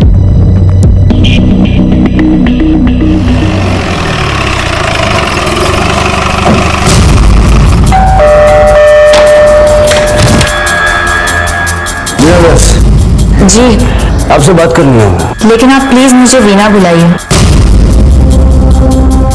सबका कहना है कि दिनेश अच्छा आदमी था। वैसे आपका और दिनेश का दोनों का पहली शादी से डिवोर्स हुआ था, बाद में आप दोनों मिले, आपने शादी की। फिर ऐसा क्या हुआ कि आपने दिनेश को भी छोड़ दिया? सर, दिनेश से दूसरी शादी करने के बाद मुझे ऐसा लगा था कि मेरी लाइफ फाइनली ट्रैक पे आ जाएगी, लेकिन वहां जाने के बाद पता चला कि उनकी लाइफ सही ट्रैक पे नहीं थी। यही पीना चाहता था तुम? यही पीने के मरना था? मारना चाहता है ना? अरे मारना। अरे गंदा खून ये कर भी क्या सकता है? सर, उस घर में एक पल भी सुकून से नहीं रह सकती थी मैं, इसलिए मैंने सोचा कि मैं जॉब कर लेती हूँ ताकि थोड़ा टाइम मैं बाहर रह सकूंगी। मुझे सतीश की कंस्ट्रक्शन कंपनी में जॉब मिल गया। धीरे धीरे मुझे सतीश अच्छा लगने लगा। उसकी छोटी सी फैमिली थी और 5 महीने पहले सतीश के कहने पर मैंने दिनेश का घर छोड़ दिया। लेकिन दिनेश ने आपको नहीं छोड़ा और इसीलिए आपने उस पर बदतमीजी का झूठा आरोप लगाया, उसको पुलिस से पिटवाया और बाद में शिकायत वापस ले ली। सर, मैं और क्या करती? तो मुझे डिवोर्स देने के लिए तैयार ही नहीं था, इसलिए सतीश के कहने पर मैंने ये सब किया। और सतीश के कहने पर आप दिनेश के घर गई, उसका मोबाइल गायब किया, उसे मरवा दिया। फोन गायब किया? नहीं सर, मैंने ऐसा कुछ भी नहीं किया। दिनेश की मां ने बताया कि दिनेश का फोन उसी सुबह उसके घर से गायब हुआ और उसी दौरान आप भी उनके घर गई थी उनको धमकी देने। हाँ सर, लेकिन मैंने फोन नहीं चलाया है। सर, आज नहीं तो कल मुझे दिनेश से डिवोर्स मिल ही जाता। सर, उसकी पहली बीवी अनीता से उसके कोई इश्यूज चल रहे थे जो कि इतनी जल्दी सॉल्व होने वाले नहीं थे। क्या इश्यूज चल रहे थे? सतीश और मीना दोनों की सीडीआर निकल और बैंक स्टेटमेंट भी। अगर सुपारी का एंगल है तो पैसों का लेन देन हुआ होगा। Okay sir.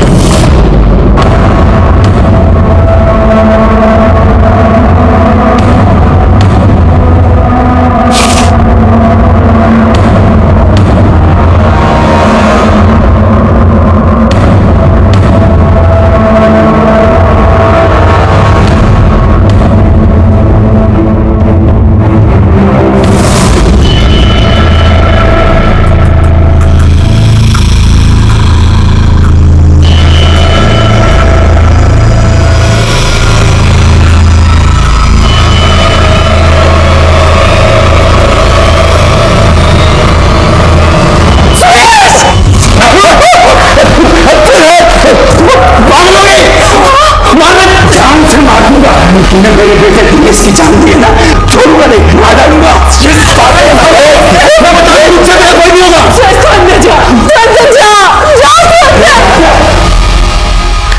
हाथ जोड़ती हूँ मैं आपके, ऐसी गलतफहमी मत पालो, इसने कुछ नहीं किया है। अरे गंदा खून है ये, कुछ भी कर सकता है।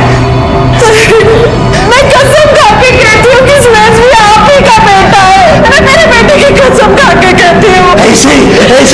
कसम खा के दिनेश की जान ले ली। दिनेश मेरा चला गया, मर गया। इसकी झूठी कसम खा। अच्छा है तू इसकी झूठी कसम खा।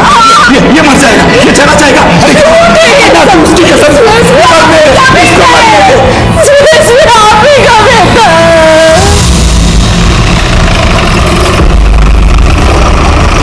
दिनेश के मर्डर के लिए आप लोग हमसे पूछताछ क्यों कर रहे हैं?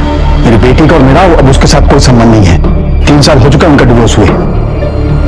डिवोर्स पति पत्नी का होता है, माँ बाप का नहीं। और वो आपके नाते दिनेश की बेटी है। हाँ तो हमारी जानकारी के मुताबिक आप लोग अनु को दिनेश से मिलने नहीं देते थे। अभी चलो हाँ अंकल, मुझे पापा से मिलना अच्छा लगता था, लेकिन मम्मी मुझे मिलने ही नहीं देती थी। चुप कर। 1000 बार कहा है, जब बड़े बात करते तो बीच में बोला नहीं करते। अंदर जा, जा अंदर। देखिए वो दिनेश इसे बहला कुचला रहा था, इसलिए ये ऐसी बातें कर रही है। आपका डिवोर्स क्यों हुआ दिनेश के साथ? सर मुझे वो जॉइंट फैमिली में रहना पसंद नहीं था, और 1000 बार कहा था मैंने दिनेश से, लेकिन उसने कहा कि वो अपने माँ बाप को नहीं छोड़ सकता, तो मैंने उसे छोड़ दिया।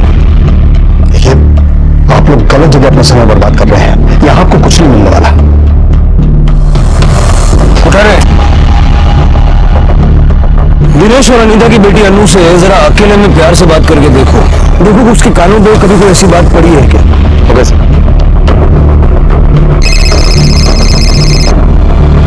हेलो। हाँ ठीक है, हम लोग पहुंच रहे। सर सतीश ने दिनेश को मारने के लिए जो 4 गुंडे भेजे थे उन्हें पुलिस स्टेशन लाया गया है। सुरेश को भी बुलाओ। Okay sir.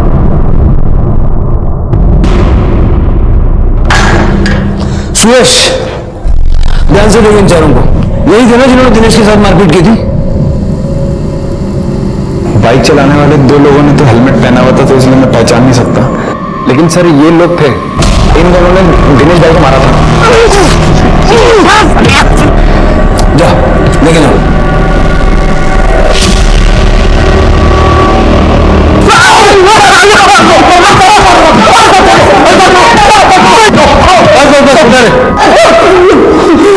कितना लेते हो मारपीट का?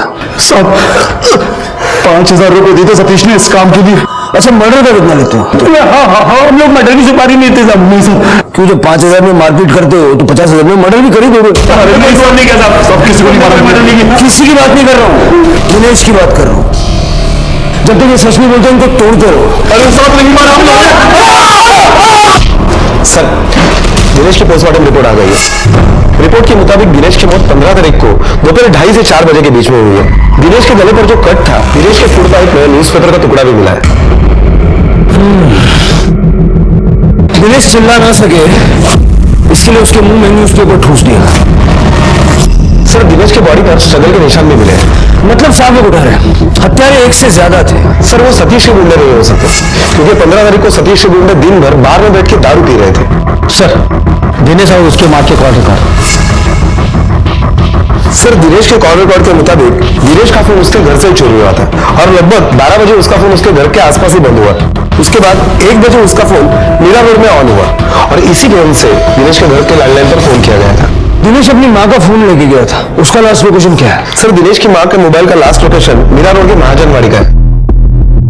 लगभग 3:30 बजे उसका फोन भी वहां स्विच ऑफ हो गया। उठा रहे इस लोकेशन के हिसाब से वहां का सीसीटीवी फुटेज निकालो। देखो दिनेश के साथ या उसके आगे पीछे कोई और था क्या, क्योंकि इतना तो तय है कि जिसने दिनेश का मोबाइल चुराया वो इस हत्या में शामिल है।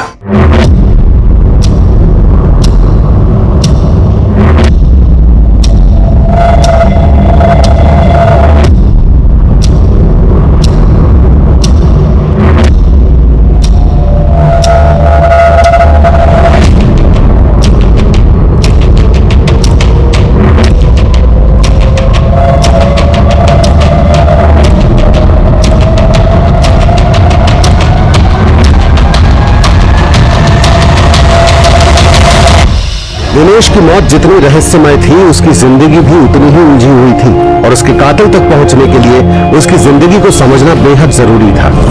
इसलिए पुलिस दिनेश से जुड़े हर व्यक्ति को खंगाल रही थी। इसी बीच पुलिस को दिनेश की बेटी अनु मिली।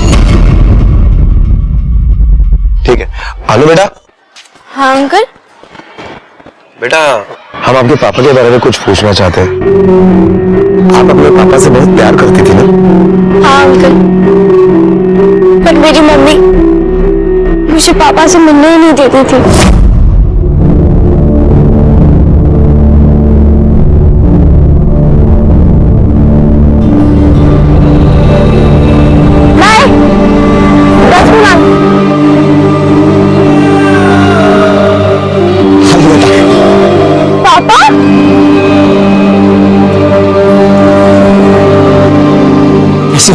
अच्छे हो पापा, आप कैसे? मैं ठीक हूँ। पापा प्लीज कुछ करो ना, मुझे आप दोनों के साथ रहना है, तुम इधर रहने ही नहीं देती। बेटा मैं मम्मा से बात करूंगा, सब कुछ ठीक हो जाएगा। अनु, छोड़ दो मेरी बच्ची को।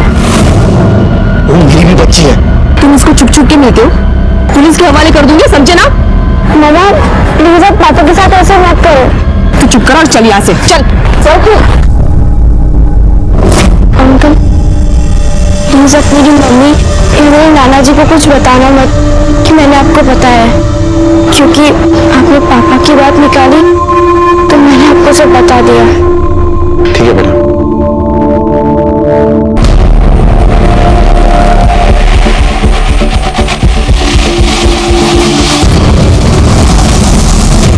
भाई साहब जी, ये सीसीटीवी काम करता है?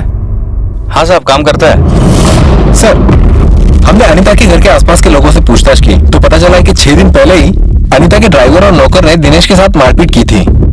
लेकिन अनीता और उसके फादर ने ये बात हमसे छुपाई। मुझे दोनों पहले से ही खटक रहे थे, लेकिन उनका मोटिव साफ समझ में नहीं आ रहा था। सर मैंने अनीता की बेटी अनु से भी बात की, वो तो अपने डैडी के पास जाने की बात कर रही है। उसने यहाँ तक धमकी दी है कि जब वो बड़ी हो जाएगी तो दिनेश के पास चली जाएगी। अगर बच्ची इस तरह की बात कर रही थी तो मतलब साफ है कि अनीता और उसके पिताजी दोनों डर गए होंगे कि दिनेश किसी दिन उनसे बच्ची को छीन लेगा। सर ये तो स्ट्रॉन्ग मोटिव बनता है। बिल्कुल। वैसे दिनेश की माँ का फोन जहाँ बंद हुआ था वहाँ की सीसीटीवी फुटेज का क्या हुआ? सर शिंदे लेकर आ रहा है। सर बस्ती का सीसीटीवी फुटेज 2 बजे के आसपास का फुटेज चलाओ।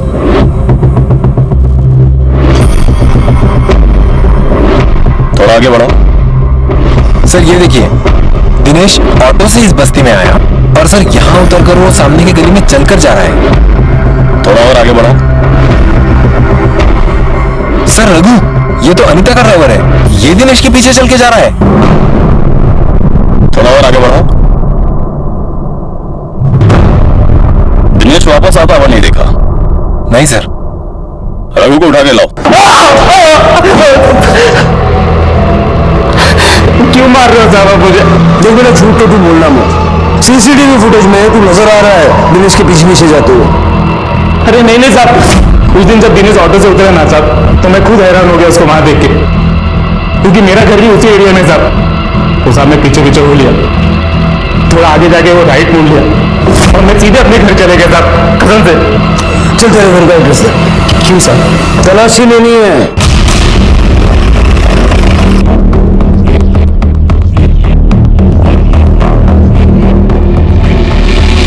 सुन सर, घर की अच्छी तरह से तलाशी लो, देखो कुछ सस्पेशियस मिलता है क्या, कोई ब्लड मार्क ऐसा कुछ भी।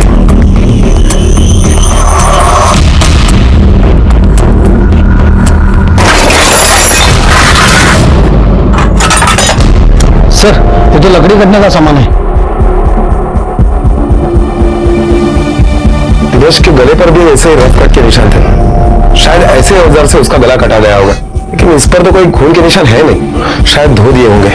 शिंदे काम करो, ये सारे औजार फॉरेंसिक लैब भेज दो। सर ये देखिए, इसमें बुरादा भी है, ये ऐसा ही बुरादा दिनेश के जूतों में भी मिला था। ये बुरादा भी फॉरेंसिक लैब टेस्ट के लिए भेज दो। हो सकता है कि दिनेश के जूतों में जो हमें बुरादा मिला था उससे मैच कर जाए। Okay sir. उसके घर से जो औजार और लकड़ी का बुरादा मिला है, उसकी जांच की रिपोर्ट आने के बाद पक्के सबूतों के साथ उससे कड़ी पूछताछ करेंगे। सर मैंने दिनेश का छोटा भाई सुरेश, दिनेश की पहली पत्नी अनीता, अनीता के पिता श्याम और दिनेश की दूसरी बीवी वीना और उसका लवर सतीश, इन सभी के सीडीआर और बैंक डिटेल्स मंगाए थे। सीडीआर में तो कुछ खास नहीं मिला सर। अरे सुरेश और सतीश अपने प्रोफेशन की वजह से ऐसे लोगों को जानते होंगे, जो सुपारी ले सकते हैं। इनके बैंक स्टेटमेंट में कुछ मिला? सर सुयश के बैंक स्टेटमेंट में कोई बड़ा ट्रांजैक्शन नहीं है और अनिरा के पिता श्याम एक बड़े बिजनेस पर्सन है। सतीश का कंस्ट्रक्शन का बिजनेस है, इसलिए उनके बैंक स्टेटमेंट में बड़े ट्रांजैक्शन तो है, लेकिन शक करने की कोई वजह नहीं है। लेकिन रघु के सीडीआर रिपोर्ट में एक बात सामने आई है। रघु के मोबाइल का लोकेशन 15 तारीख को 10:20 पर दिनेश के घर के आसपास का था।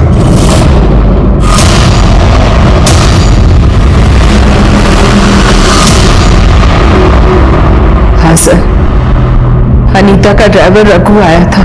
जब रघु आया था आप यहीं थी? मैंने ही दरवाजा खोला।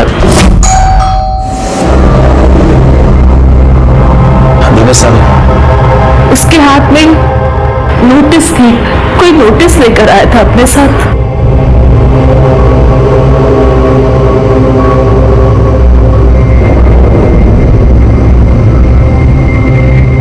क्या है? साहब ने नोटिस भेजा है, ये ले लो और इस पेपर पे साइन कर दो। ना ही किसी पेपर पे साइन करूंगा और ना ही एक्सेप्ट करूंगा। क्या बता दे अपने साहब को। देख रघु, बातचीत का अभी आखिरी मौका है, अब झूठ मत बोल। 15 तारीख को तू दिनेश के घर गया था?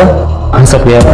तूने उसका फोन चुराया? नहीं सर, नहीं चुराया। मीरा रोड ले जाके फोन ऑन किया, उसके लैंडलाइन पे फोन किया, दिनेश को अपनी बस्ती में बुलाया।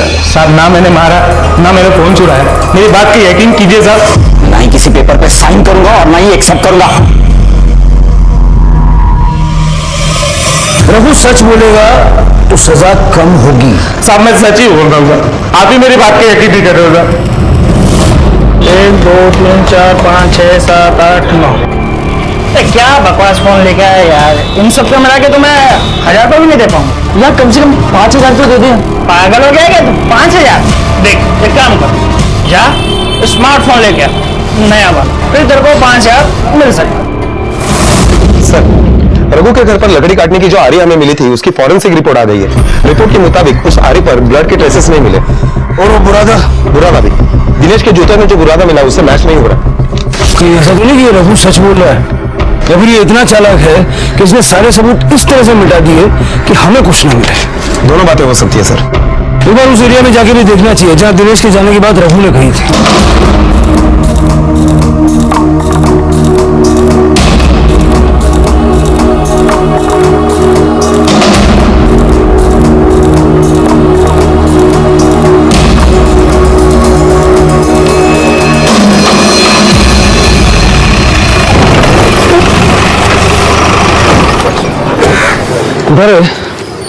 दिनेश का जब मर्डर हुआ था वो कारपेंटर का काम होता है।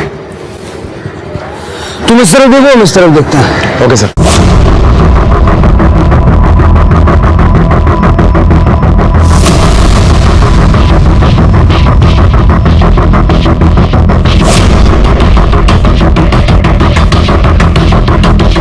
सर अंदर तो लगभग 40-45 कारपेंटर की दुकानें हैं। सिर्फ शक की बिना पर किसी दुकान की तलाशी लेना मुश्किल है। दिनेश की हत्या की इन्वेस्टिगेशन में पुलिस को नए सुराग मिल रहे थे, जो इन्वेस्टिगेशन को नई दिशा में ले जा रहे थे, पर मंजिल अब भी दूर थी। ये लो, एकदम नया है। कंडीशन ठीक है इसका? चालू है ये? अरे एकदम चालू है, टन टनाटन। अब लाओ 5000। अरे भाई पहले मेरे को चेक करने दे। हाँ ठीक है कर दे। सर दिनेश का फोन अभी आधे घंटे पहले ही ऑन हुआ है, लोकेशन भी ट्रेस हो गई है, बस्ती के पास वाला मार्केट एरिया है। उन्होंने किसी भी हाल में मुझे वो चाहिए। Okay sir.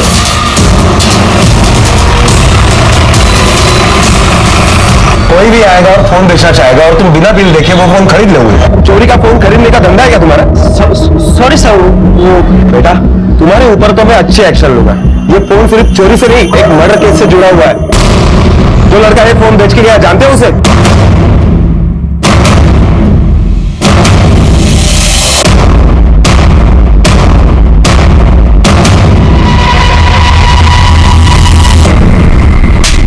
दिनेश व्यास का फोन तेरे पास कहां से आया? वो साहब मैंने फोन चुराया था। जिसका फोन है उसका मर्डर हो गया, जानता है क्या? जानता है क्या? कहां से चुराया? साहब वो घर से ही चुराया था, बाप के ड्रॉअर में रखा हुआ था।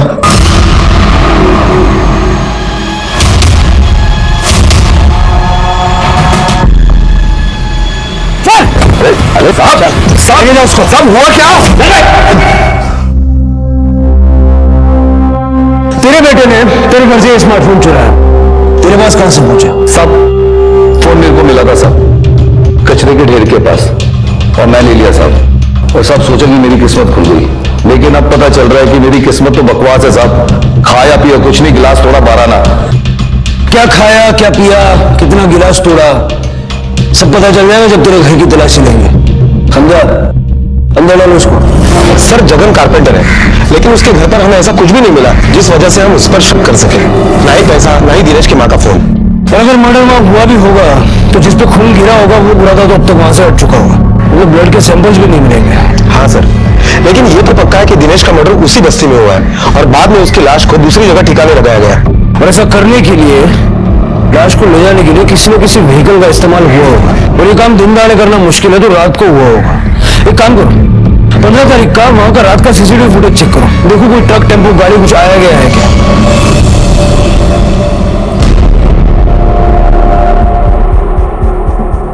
ये देखिए, रात को ठीक 1:13 पर ये टेम्पो बस्ती की तरफ आ रहा है और फिर यहाँ कोने में जाकर रुक गया। ये गली से जगन बाहर आया, टेम्पो लेके अंदर गया। ठीक 25 मिनट बाद टेम्पो बस्ती के बाहर जा रहा है। थोड़ा रिवाइंड करो, चलो पॉज। टेम्पो का नंबर दिख रहा है, पता करो किसका।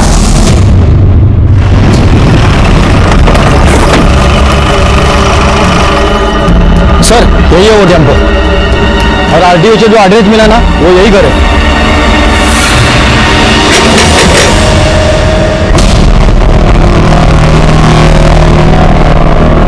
ये तेरा टेम्पो है?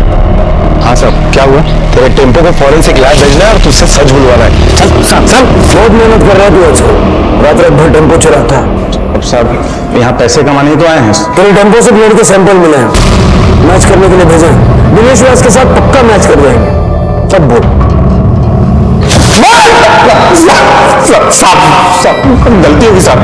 साहब जगन को किसी ने सुपारी दिया था साहब, दिनेश की। हाँ भाई जगन, वो फोन मुझे कचरे के ढेर से मिला था। साहब ये बात आप दोबारा क्यों पूछ रहे हैं? क्योंकि तेरा पार्टनर महेश हमारी हिरासत में है और उसने सब कुछ बक दिया।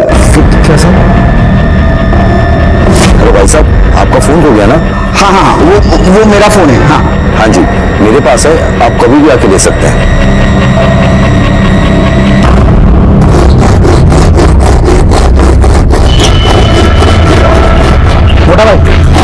मोटा भाई दिनेश। नमस्कार नमस्कार। तो आपको मोबाइल मिला मेरा? अरे जरा फोन लेकर आना। और बताइए, रास्ते जोड़ने में कोई परेशानी तो नहीं हुई?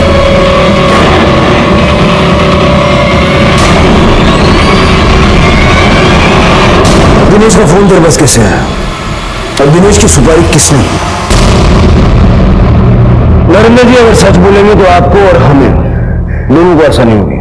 मैं सूरज से नफरत करता हूँ, उसको मरवाना चाहता हूँ, मैं उसको मरवाना चाहता था। मैं अगर काम बोलूं तो करोगे क्या? पैसा ज्यादा मिलेगा। क्या काम? किसी को मारने का है। जगन मेरी बात मान गया, मैंने उसको 50,000 रुपए एडवांस दिए, पर उस दिन काम नहीं हुआ। वो बोला मेरे को पूरे दिन से चाहिए। पैसे कहां से? मैंने अपने गांव का घर बेच दिया और उसको सारा पैसा दिया, और मैंने उसको बोला कि मैं सुरेश का फोन चोरी करके तेरे को दूंगा, तो फोन लेने के बहाने उसको बुलाना और उसको मार देना। पर मेरे से गलती हो गई।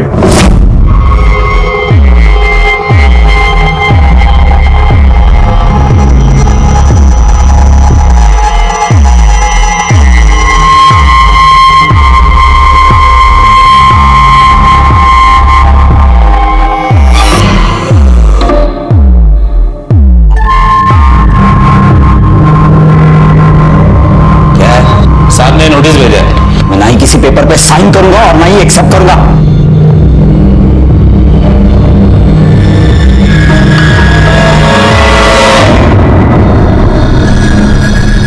मैंने तो ये सोच के फोन चोरी किया था कि वो सुरेश का फोन है, दिनेश का फोन है, मेरे को मालूम नहीं था। उसके बाद जब मैं घर आया ना साहब, तो मैंने देखा सुरेश का फोन तो सुरेश के हाथ में ही है, और मेरी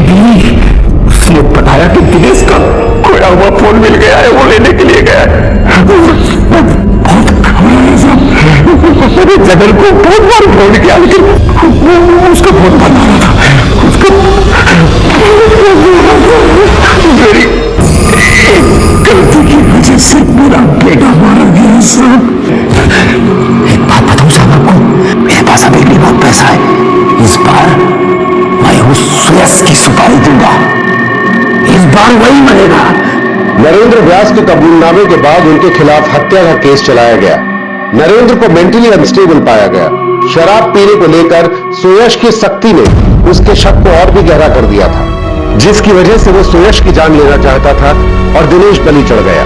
कोर्ट ने नरेंद्र को दोषी मानते हुए सजा दी और उसको मेंटल असाइलम भेज दिया, जहां उसका इलाज अब भी जारी है। इस तरह के और भी एपिसोड देखने के लिए हमारे चैनल को सब्सक्राइब करें और बेल आइकन दबाना ना भूलें।